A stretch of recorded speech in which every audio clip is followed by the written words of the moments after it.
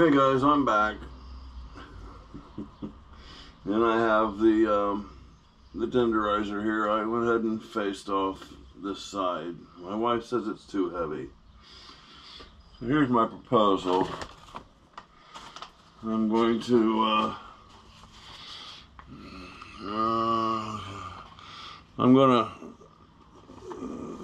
cut off an inch, make a cap, hollow it out about 80% 70% maybe, and do a screw top cap on it,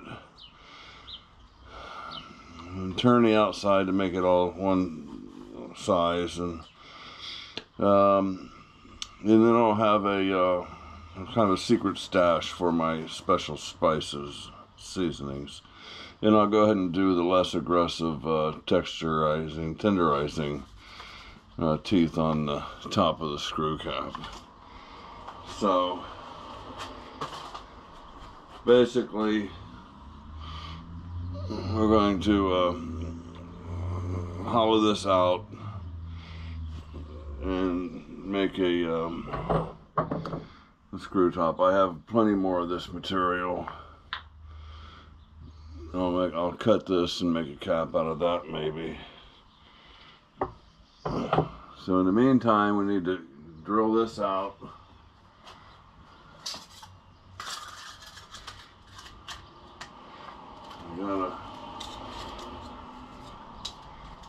We got a Pepsi.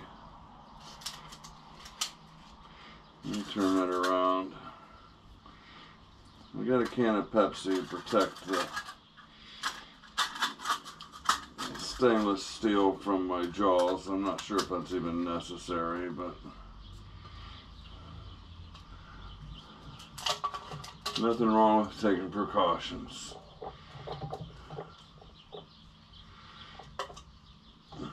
So I guess I'm going to go ahead and commit to cutting the cap out of another piece, the screw top.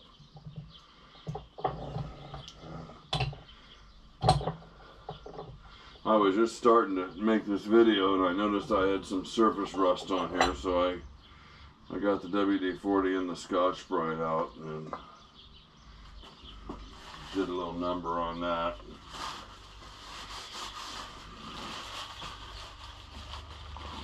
Didn't. It's better than it was. So we're going to go ahead and do a center drill here. I'm not sure. Clearance there.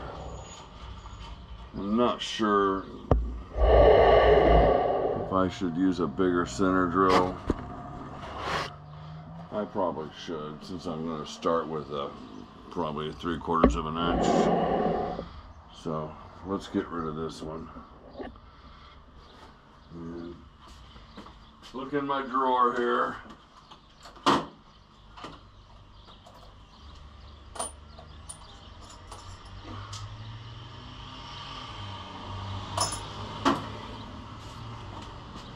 Okay, here's one that's probably a 1/2 inch.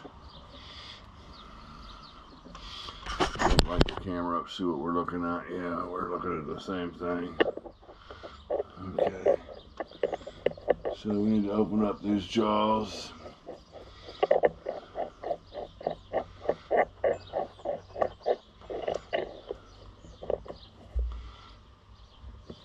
Okay, what are you seeing? All right. Let's bring you on up here. Okay. And we'll lock the tailstock in position. Okay, I have to plug in my power cord. No, I'm already plugged in. Okay. So I need to turn the phase converter on. It is in the other room now. You can hear it running probably.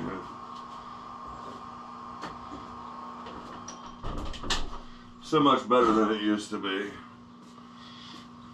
So we're going to go with, I think about 490 RPMs maybe. So that's A2.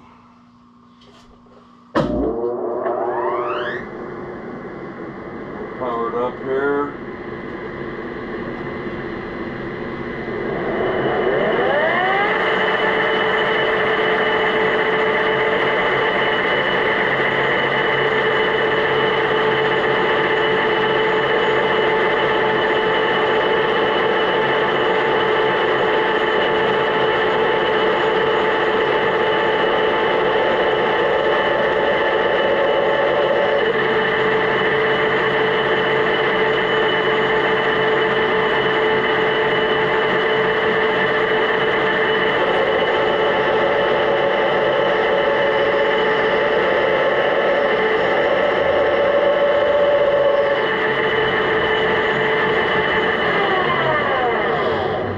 Okay, there's a little WD-40.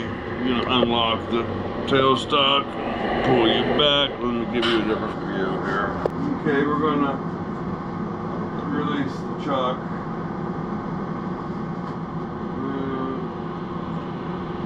I think we'll start with a 25-30 seconds.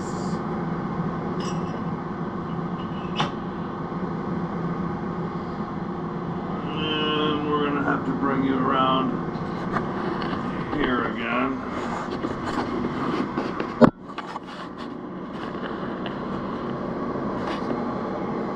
Okay, and we're going to slow it down to 314.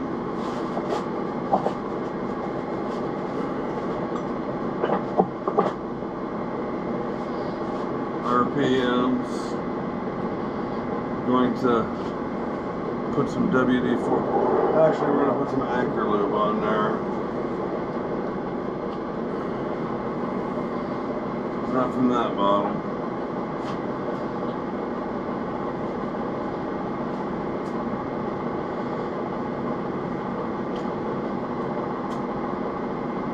Wow.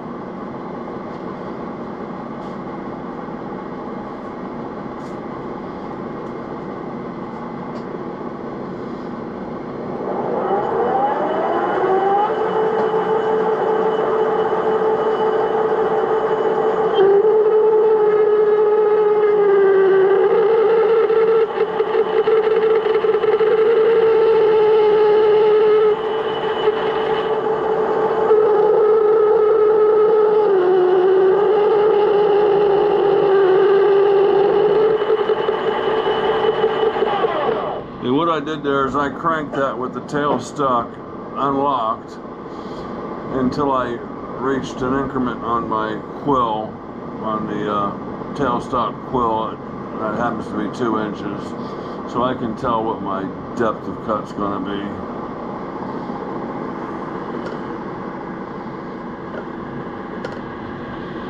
Now we'll lock it up.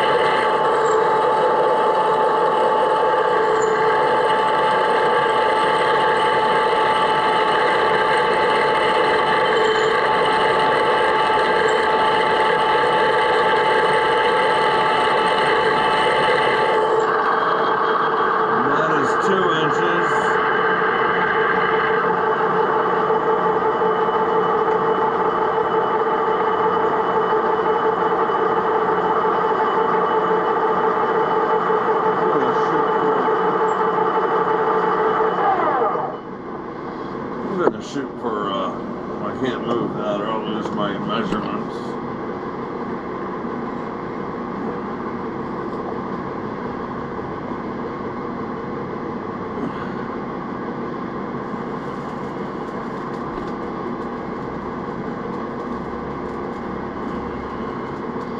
Now that's burning.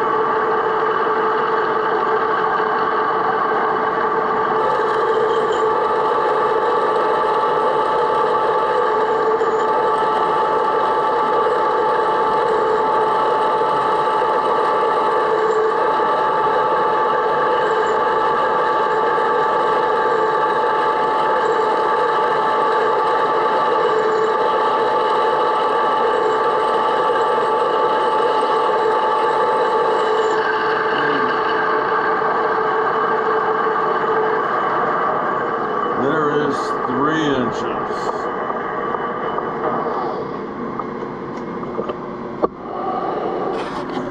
Ow.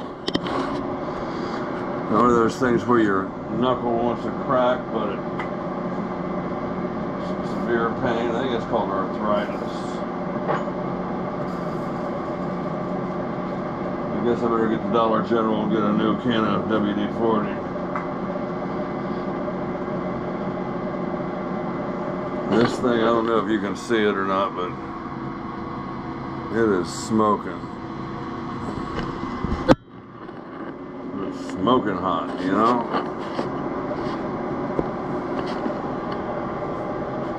So we will go,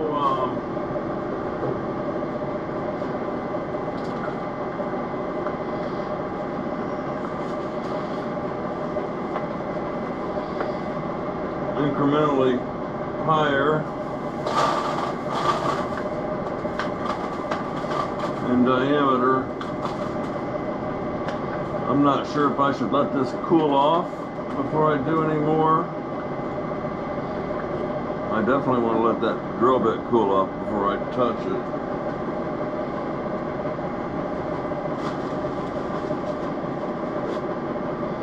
Well, let's go ahead and pull it out. I can get it to a safe place.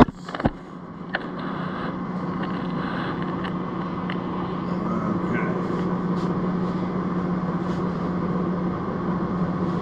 Wow, that's hot.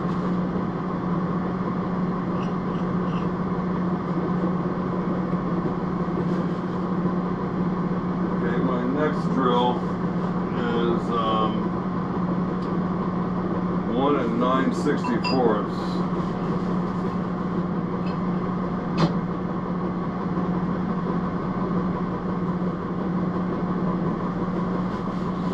See how that goes. I'll know pretty soon whether or not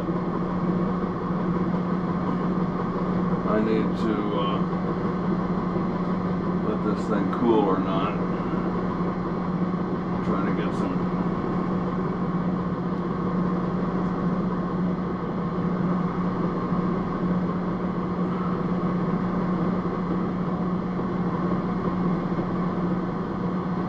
stuff in there. I don't know what happened to my lid.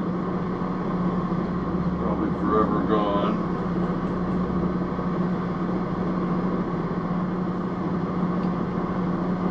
So,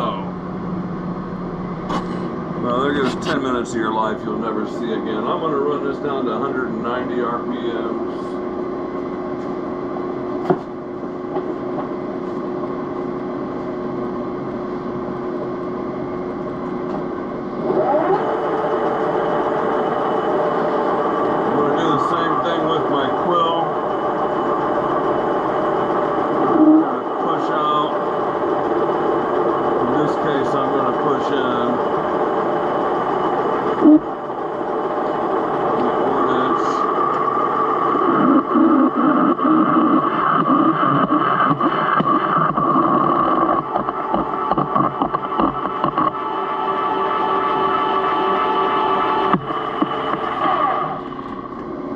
Okay, bring that out.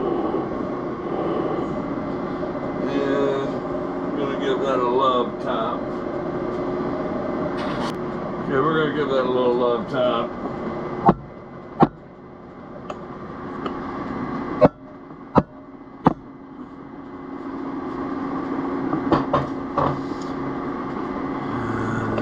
Bring that back up.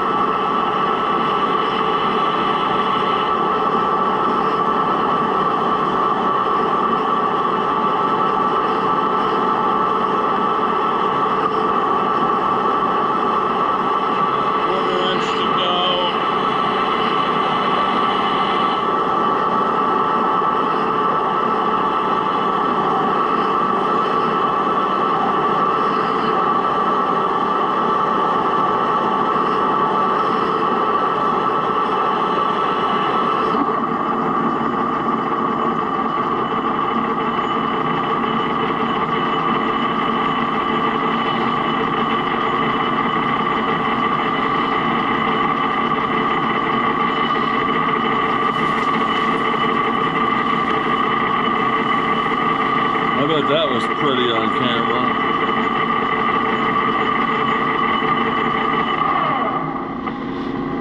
The swarth has to go somewhere. Next time we'll make sure the chuck is not turning when I sweep chips into its path. Okay. That no doubt is very, very warm.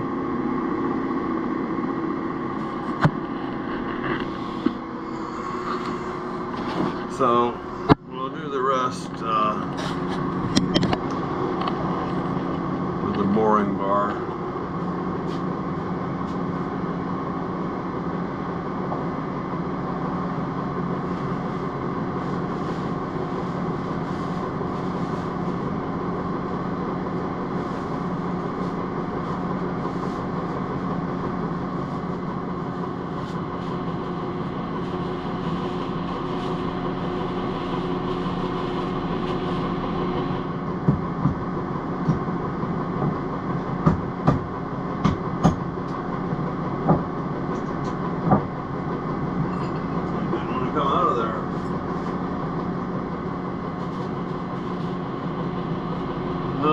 I had to ream out my MT3 taper, and as a result, I lost a little length on my quill. You can see I lost a little more than 1/2 of an inch of quill length because I over reamed it, so I had to lose some of the length here to tighten up my my dimension, my MT3.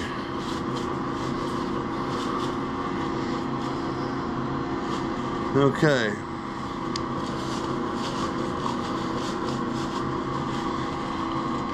Okay, so the rest will be rather boring. I can't help it. Nobody can help it. Everybody does it. They don't mean to. Well, I know one thing. I'm not going to be doing anything until that thing cools down. So we're going to power off.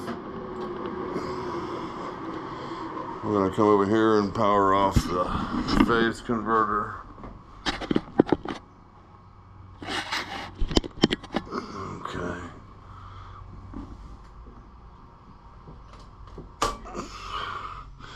And then when I want to use the mill, I just unplug this and then grab this cord down here, and that's the mill.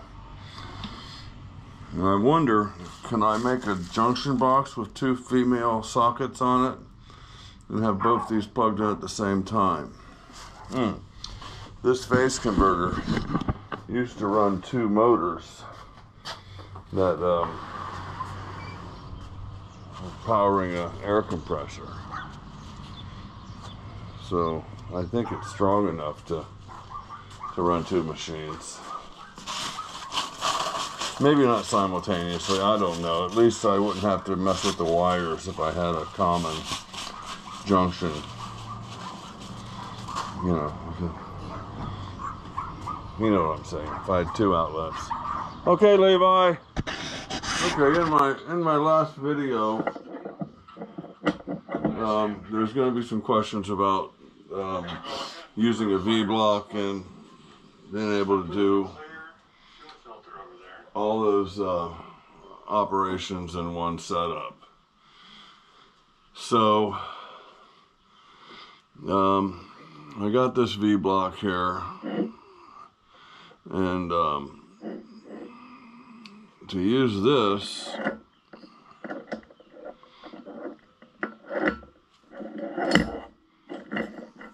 let's get this V-block out of the way here. To use this, I need a longer bolt. which I have longer ones, but they're too long. And I had nothing to fill up the space in between. I could have used a strap across of it and strapped it down. And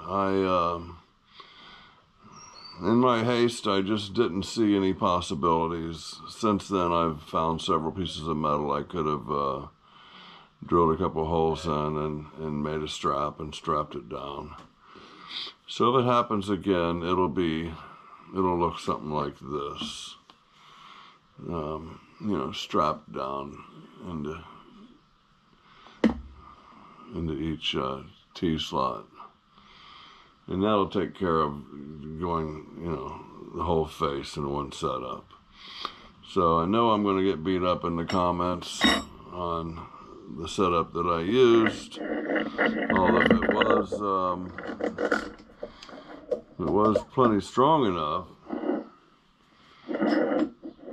It just required some moving around of the piece during the operation. So that's that. Okay, next up, we need to bore that out. Figure out how the threading is going to work. Now, I've in the past have made you know, plenty of vessels that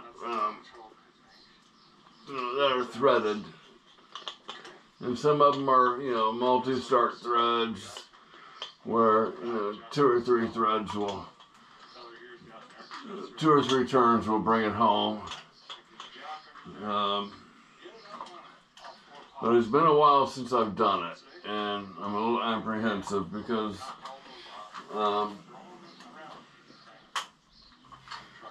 when you're doing the project such as this, it's not a common size. You know that you know, you can't get out your chart and say, well, it's a 1-inch diameter or 2-inch diameter, and my